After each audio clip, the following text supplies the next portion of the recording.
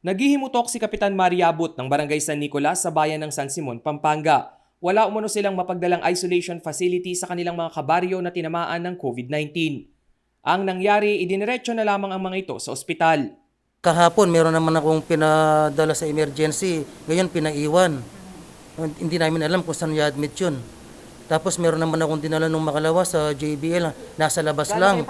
Napag-alaman na ang isolation facility pala ng bayan na nasa Municipal Government Center, ginawang opisina ng munisipyo. Ang 20-bed capacity isolation facility ng bayan, tanggapan na ngayon ng Planning, Employment, Civil Registry at Treasury Department. Ang pangyayaring ito ay nakaabot sa suspendidong alkalde ng San Simon na si Mayor JP Punsalan. Sumulat na raw siya sa Department of the Interior and Local Government. Ayon naman kay Punsalan, inilaan ng pasilidad para talaga sa mga mild at asymptomatic COVID patients ng bayan. Dapat may isolation facilities. Ang problema ngayon, ginamit ng opisina dahil lang sa pansamantalang baha doon sa munisipyo. Wala rin umanong kakayanan ng lahat ng kanilang residente para sa home isolation setup. Tapos yung mga na tinatanggi ng ospital, wala kaming paglagyan.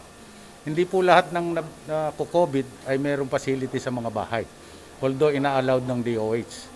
Aminado naman si Acting Mayor Leonora Wong na inilipat muna ang ilang tanggapan ng munisipyo sa Municipal Government Center dahil binabaha ang kanilang lumang munisipyo. Inihahanda na rin umano ang mga container van at dating PNP Municipal Office para sa isolation facility ng bayan. Binabaha doon sa munisipyo, which almost hanggang tuhod mabahong tubig. Pwede sila magkasakit sa amoy. At pag naamin pa nila, alam mo naman, maraming dalang sakit ang maruming tubig.